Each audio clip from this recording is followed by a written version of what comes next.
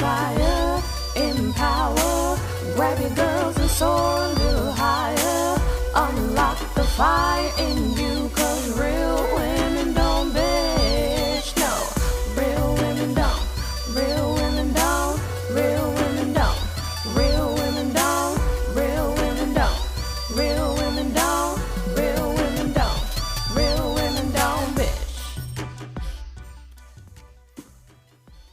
Hey, thank you for joining me on the Real Women Don't Bitch podcast.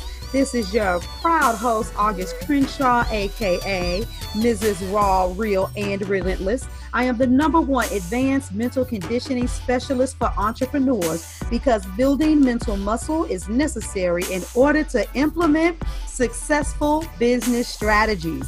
This show has been created for the woman who is not excuse-driven and needs help building a profitable business. I will be interviewing women from various fields who are willing to break the silence on struggles that specifically affect female entrepreneurs. Welcome to a show where I and guest speakers from time to time share our methods that help us beast our business no matter what is going on in our lives. Whether you are an online or brick and mortar business owner, this show is for you. We will hit every angle, personal, professional, and spiritual. Why? Because on any given day, you get hit with shit from a scenario involving one, more, or perhaps all of the above. It all impacts you and your mindset towards your business. I have made it my personal mission to provide a space where we dive deep into the BS we face on a day-to-day basis. All right, you guys, you know how I get sometimes. There are these moments when I have live videos that I know absolutely need to be shared as a podcast. But this episode is very special because I actually had a conversation with another entrepreneur. So, hey, we kind of got a featured speaker without trying to have a featured speaker. Haha, isn't that funny? But no, seriously, there's enough going on with attempting to start a business. And a lot of you are brand new entrepreneurs or entrepreneurs who have hit your own ceiling and you feel stuck and you feel like you're just barely out of newbie mode. Well, a lot of you are also dealing with the dilemma of raising special needs children. And so this conversation needs to be had, and there's some really special stuff coming up. And so I wanted to bring another concern to the forefront as this is becoming more prevalent, especially in the African American community. So glean and listen to the wisdom. And if you're an entrepreneur who happens to specialize, in things such as, autism, you're a behavioral therapist and things of that nature, there's an opportunity for you to get some more exposure that you're going to learn about at the end of this episode. So enjoy. Let's stop faking and let's talk special needs. Now, why in the world am I doing this? Well, it's real simple.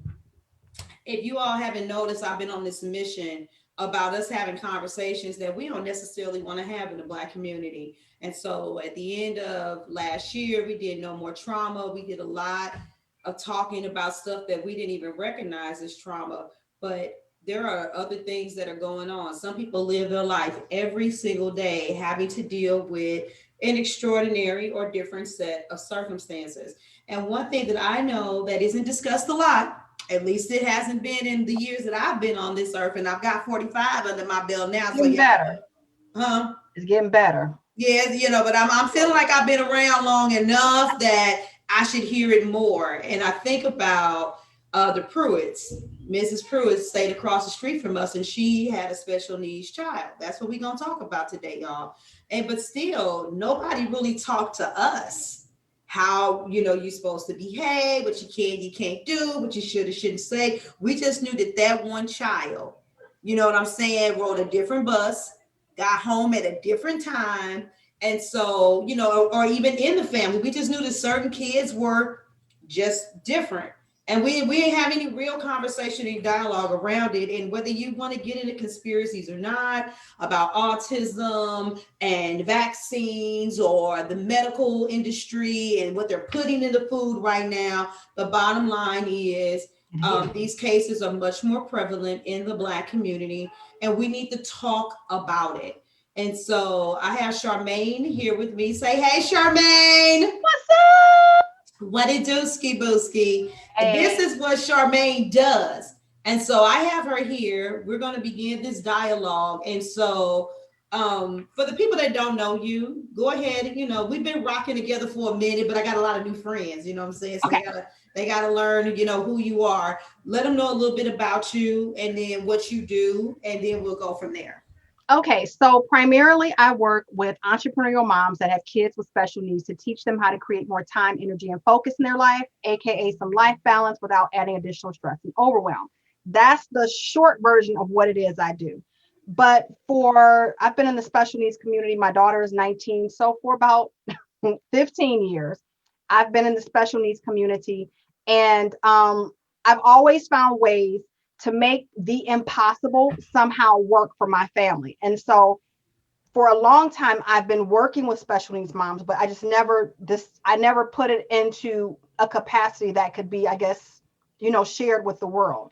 And so I've just made that my mission now. I am really bummed out of seeing moms that have kids with special needs, feeling like it should be the norm for them to always be kind of overwhelmed and like they should have to put their priorities and things on the back burner until X happens.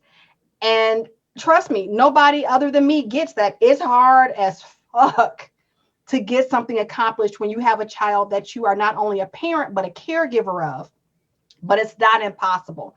And I think that lifted a lot of my depression as being a mom of a child with special needs. Is like when I finally realized that I could still maneuver, I just had to go at a different pace and I had to do things differently. I couldn't go hard, put on blinders. I had to actually maneuver around my son's condition, but I could get it done. Like it wasn't impossible. And so I want to show other moms that whatever it is, whether they want to make handbags for Etsy or, somehow climb the corporate ladder, that it's possible.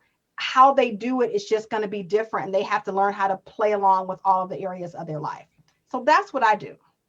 Yeah. And I want to go back and lean into the whole thing with, you can't do it with blinders on. And I mean, and even I can't 100% move with blinders, but there's a difference in how I have to move and how you have to move. And so there are a lot of women, and it comes out more as I acquire more clients that are saying, August, I wanted to show up, but this situation happened, and my child is autistic, blah blah blah blah blah blah blah.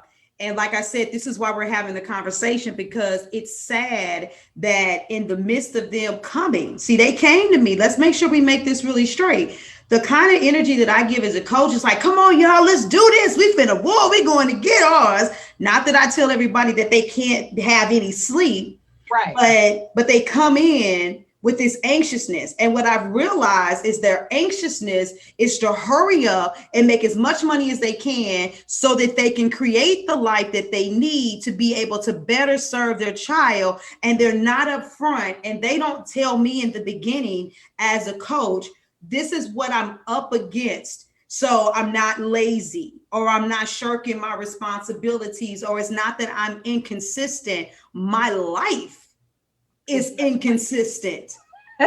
So one of the things that I had to learn how to do was remove the shame around having a child that needed extra attention. Like it's something about feeling guilty because you're the mom, you carried the baby, and you just feel like, well, maybe it's something that I did to make them not normal, in air quotes. And I know for me, when I first started out with coaching, I didn't say anything because, I like to go hard. But MJ, the way MJ operated was I couldn't go hard, because if he'd had a seizure the night before and we was up from 1 a.m. to 6 a.m., I can't do the client calls that maybe I wanted to do because I need to sleep, and I had to take my other 2 kids to school. And there were just like so many other different facets. And so I had to learn that I was expecting too much of myself, for one, because as always, my child is my top priority, because he couldn't fend for himself. So it's not like I could have left him, off to the curb somewhere. But mom, you have to let your people know remove the shame from that. It's nothing that you did wrong. It is what it is. You coulda, shoulda, woulda, did whatever. This is the situation now, and own it and say, hey, I'm really interested in this. I'm really down for this. I swear I'm in it. However, my life with my child with special needs is as such. We have great days where I can slay and I can just go in and go hard. And then we have days where, because he didn't get the same color of banana, now he's melting down because that has changed what his comfort is. And so I have to deal now for 2 hours with either screaming or throwing himself up against the wall or something like that. And there's nothing, like, I can't just ignore him in that space to go work on a landing page. Like, I had all the intentions in the world of working on a landing page, or I had to change, like, I had friends that have, like, their kids have shunts, or you have to change their diet. Like, there's different things you have to let people in. And I know it's really hard to let people in because, at least I know in the Black community, we were not, like, invited to talk about that. It was just that this person was different. You didn't say anything, and you just kind of, like, looked out the corner of your eye and wondered. And nobody really went to help the parent to see what it was that they needed. One of the things that I hear from my moms a lot is that they need respite. They need for someone to come in and to give them an hour. Like, hell, some of them would take 30 minutes, 15 minutes to where they don't have to be constantly on. And so that's, like, one of the first things that I work on with a lot of moms is respite. Like, let's get you through this system and let's help you to get some breathing room. So then we can start thinking about all of these other pieces. Like, that tends to be, like, one of the bigger things. But letting people know that, remove that shame. You got to remove the shame of having a child with special needs. Understand that they are who they are. Embrace everything that they are. And when you embrace it, you'll find that people are naturally curious, and that if you open your mouth, that people want to help you, but you have to get out of the story that nobody wants to help me and that I'll always be doing this on my own. So, did I answer your question? Yes, it did. But you know what? It still spirals me into another question, because resources. You know, you're saying that some of these parents, you know, they need respite. And I'll be honest with you, I ain't know what respite was till I dealt with the foster care system. And then I realized that, oh, that's what the foster parents get sometimes to get a break from fostering kids. But, you know, and it makes sense then. But who wants to, I don't know, that might be like this in the white community too. But in the Black community, you want a break from your kids? No, that's, you know, you want somebody else to watch your kid. So can you speak to the dynamic of the two? Which one of them might send you spiraling on a tangent, and I might have to remind you to bring it back. But we got two issues of the stigmas with getting help, and then the scarceness of the help. So there is a facility in Michigan. It's ran through the Judson Center, but they do in-house respite care, which means you can drop the child off for like a weekend or something like that, and you can leave. And so I remember I was telling my mom, I'm like, I need a break. He's got to go somewhere. Like, he's got to leave. And she's like, why would you send your child somewhere? You know, no, I got this. I got basically guilted and shamed into needing a break as a mom. And then I didn't get any help, which further compacted the depression and the stress that it was causing to be a caregiver, not to be a parent. To be his parent, to love him is easy. But a caregiver is a completely different situation than being a parent. To me, it is, at least, because you're on even more, you're heightened even more, and you're responsible for even more. Because like as a parent, like I have a 9-year-old. I can leave him in his room playing his Switch all day and he ain't gonna tear up nothing. He ain't gonna fall out, ain't nothing, you know, he's good. But my older son, you couldn't leave him for too long in one space because he can't make a sandwich for himself. He couldn't make a sandwich for himself. He couldn't, depending on his condition, he may have needed help going to the bathroom. And there was just too many, just too many things. And I know in our community, it's like, well, that's just part of being a parent. And it's like, fuck, like, so I'm supposed to struggle, suffer, and feel this way because it's just a part of that role that I am as a parent.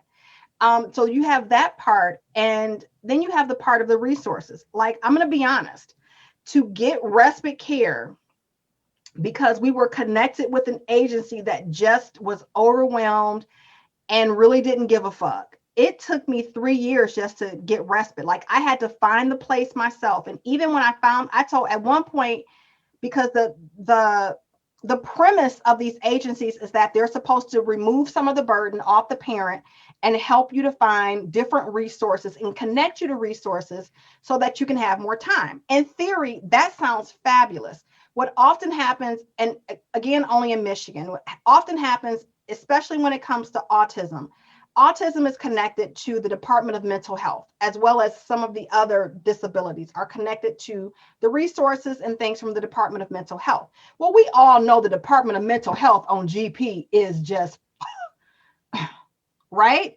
So now you have these parents who are already stressed out, who are looking for services to support them. And you have these caseworkers called support coordinators that have, I think what one girl told me, they're supposed to have like 10 clients. They called us clients. They're supposed to have 10 clients. However, they had like 20 or 30 clients and trying to get services for all these clients. So because I've worked in that system before in a different state, I got it. So I would do a lot of the footwork, and I just need you to approve my stuff. And I tell parents that a lot of the times, don't wait for them to do the footwork. Do the footwork and just say, this is where I want them to go. Sign the papers, do this. And you'll get further faster. I know it's like, well, damn, they're supposed to be doing the footwork. They're not. Okay. They don't have the bandwidth to actually support you and do the footwork. You have, even with my daughter now, the programs and stuff that she's in, I found those programs, or her CLS worker found those. I had to find my own CLS worker, or they found the program, and I just said, sign off, pay for it, sign off. Like, I had to do all of that. Like, you're going to I know we want this system to work, but as a parent of a child with special needs, you're going to need to learn how to take on another job. And if you want to it's like the lesser of two evils. Do you want to take an extra 30 to 45 minutes researching and doing some footwork phone calls in order to get 2 hours of respite? Like, you have to weigh the cost benefit. And for me, the cost benefit was, if I can get him someplace for a weekend so I can fucking breathe, hell yeah, I'm about to do this hour of footwork and send all this paperwork back, and all they have to do is sign it. And so that's what I did. But the other agency, because I was waiting on them to provide me with answers, I got stuck in the system for 3 years. I ended up filing a complaint. That's another thing I want you all to do. If you're in a space and if they're not giving you what they promise, file a complaint with your state office, because that's the only way the state knows if stuff is going wrong. The agency is not going to tell them that they're slow and they're having trouble. But if you have enough clients complaining that, hey, it's taking me 3 to 4 months, then it could potentially help them to fund things better. So go ahead. I'm sorry. So here's my thing for the people that are watching now, or the individuals that watch later. And I already put it in the comments too, that if you can identify with this, and if you have resources, maybe you are the parent of a special needs child, and so you can identify with the day-to-day challenges that Charmaine is talking about. Or like I said, if maybe you work in this industry, or maybe you started your own nonprofit organization. If this is something that you do, let's just be real, especially in the Black community, we have to fight so hard to get our information out on the street. That was just barely a week or two ago that you shared with me, Melanin Interest. I did like the Black Pinterest. It's been in it when you showed it to me and I pulled up the app, I'm like, this has been in existence for 4 years. You know what I'm saying? Why didn't I know about it? And we already know that bad news travels really fast. But good news, we have to put forth an extra level of effort. It doesn't make a difference whether it is or it isn't fair, but we've got to take responsibility ourselves to making sure that our community knows exactly what it is that we have available. And we are constantly creating resources, but then we're also sometimes feeling like, well, where are the people at that should be saying yes to what I have to offer? And we've got to fight. We've got to fight in order, to get there. So if you specialize in these things, I want you to connect with Charmaine. Charmaine, could you do me a favor and put your link down at the bottom of this video? Charmaine's going to be putting on a summit that's called Special Moms, Special Kids. And it's going to be a wealth of knowledge. She can go, more detail about what she started talking about today, more resources. You can truly get educated on some things that you can do. You can also be in a space where it feels more comfortable, where you don't necessarily feel the scrutiny, and no offense. A lot of times people will tell us how we should or we shouldn't feel, what we should or we shouldn't be doing with our kids, but they're not going to be the ones that's making sure that they give us everything that we need in order for us to be able to breathe. Nor are they providing the respite. Like, I'd ask family members to be the respite worker, when they're like, nope. And they don't want to deal with it, but they want you to carry the badge of honor, for dealing with it. And some of you may, feel like Charmaine mentioned earlier, you may or you may not feel a level of guilt. Some of you may be firm in your faith and be like, well, God doesn't make mistakes, and you don't feel guilty about anything that happened in your body, as to why the child came out the way that it did. It doesn't make a difference whether you feel guilty or not. One thing is for sure, that might be that, even though that may be in question, whether or not you feel tired is not. Whether or not you feel overwhelmed, that is not in question. And so those of you that have overcome, even though you still have some good days, bad days, because nothing's perfect, and you have information and knowledge and wisdom that you can share to help other sisters out, join Charmaine so that you all can be a united front. The power of summits is so powerful. Summits are so powerful for a collective united front to get the word out on the streets. So I wanted to put that out there. Charmaine, is there something else that you wanted to say, Queen? Well, that was one of the reasons why I wanted to do this summit, because anybody that has attended a special needs anything, workshop, something, whatever, normally what it is they vomit a buttload of information on you, and you're hyped when you leave to implement. But then in order to, they don't give you any additional support to implement. So now you have all of this. I have notebooks filled with stuff, like going to different legal summits and stuff like that.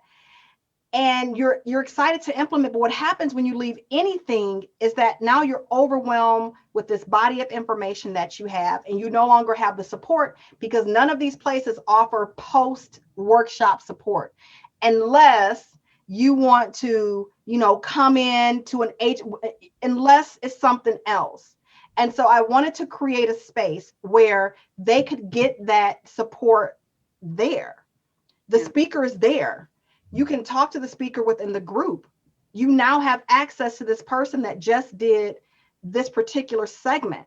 You can ask questions of other parents. Have you ever tried to talk to another parent during a workshop? It's impossible. You have this small window of time at lunch. You have this small window of time either after, because normally after nobody wants to talk to you, you want to go home. And you have every intention of calling that mom that you met, that you really connected with. But let's be honest, by the time you get back home, now everything that you left behind after you went to this workshop is now back in your face. And so you forget. And so I wanted to create a space where moms had the support and the ability to get some next steps and things of that nature from the speakers that spoke, and to be able to ask questions and maybe connect with people that could help them, whether it's about their child's particular disability or an IEP or anything of that nature, but to have that space, because we don't have that space. No, absolutely. And I would just reiterate and echo what you said, because I have a tendency to roll with entrepreneurs who want to do things with white gloves. They have a level of concern and care for the way that they handle you. And so this is not the lead generating machine where, let's create another event and let's get some more speakers and we could just say that, look at all this value that we provided. Versus you're going to come here and truly experience a transformation.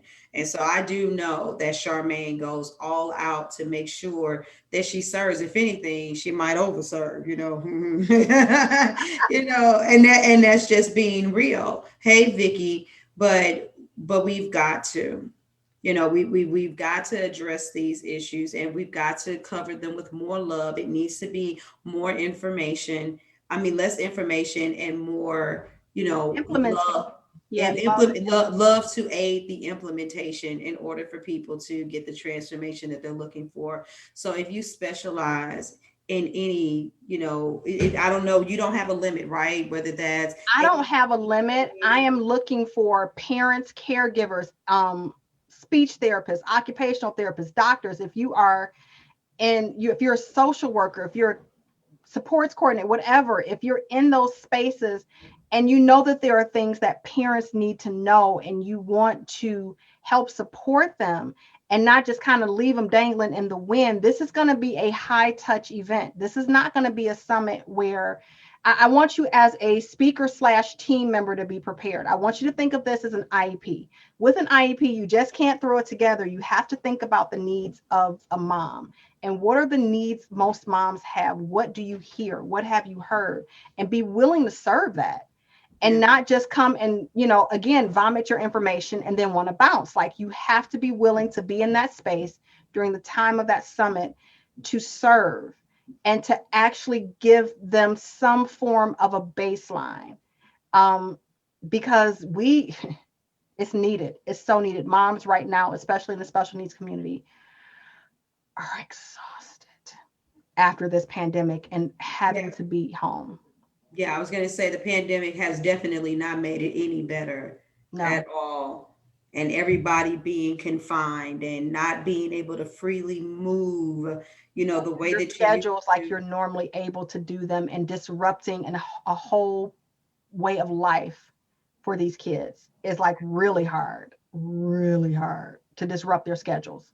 Absolutely. Because kids already don't understand, Mom, why can't I go to, the park? That was in the very beginning. It's like, because they got yellow tape around it because of coronavirus. My kids are going around, can we go to the park, or we can't because of coronavirus? I was like, oh God, okay. Kids repeat everything that you say, but removing the funnies away from it, it's the truth. Yeah. So can we please be team? Yes. Help special moms with special kids. Yes. Reach out to Charmaine, connect with Charmaine, and go through the process. I'm looking forward. This is you right now, you guys, this is not solicitation for the event. We're looking for speakers, for contributors. If you're the person who offers respite, call it her. Yes. You know what I'm saying? If you are a very involved parent, you have a story to tell, connect with her, because sometimes there's relief in just hearing that you're not alone. Like she said, if you're an occupational therapist, a speech therapist, whatever, a counselor, all that, whatever, you own a facility, you started a nonprofit, reach out to her. Let's have this same level of united energy to change this. So Charmaine, thank you. Thank you. Thank you so much. I can't wait to put this one on. This was one that I stopped my other summit for. So, because this one I think is more, it just felt more needed. It is needed. We need that support. So speakers, please, if you know somebody, tag them in this video. Please tag them in the video. The website to sign up as a speaker is in the link. It's in the comments. Yeah. Rebrand.ly/SMSK speakers is the website.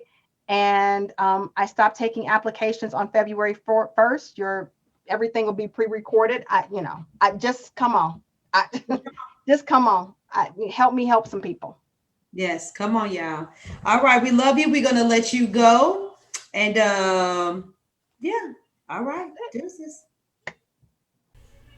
All right. Now, I hope that you enjoyed that. Follow, click the link, look in your respective platforms wherever you're listening, connect with Charmaine and find out about this speaking event so that we can begin to make some changes in our community to assist moms. And, there may be some dads who need some help too, but let's assist predominantly these moms that are usually working with the children.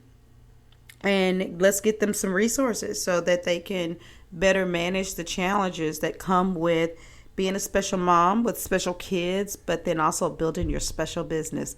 All right, this is your girl, August Crenshaw. I'm out. Deuces. Thank you for joining me today. Remember to cultivate a mindset that is biased towards taking action. No bitching, whining, or complaining. Here, our mantra is, real women don't bitch, we get shit done. See you next week as I continue to bring you what you need to keep your head in the game and beast your business. Don't forget to hit subscribe and leave us a 5-star review. Would you like a specific topic covered? Have a question you would like answered live? Then head on over to realwomen.don't bitch podcast.com. Subscribe to my email list, hit me up, and I got you. Interested in being a guest speaker? You walk the walk? Then you can sign up on the website too. This is your #1 advanced mental conditioning specialist for entrepreneurs, Mrs. Raw, Real, and Relentless. Signing out. Deuces.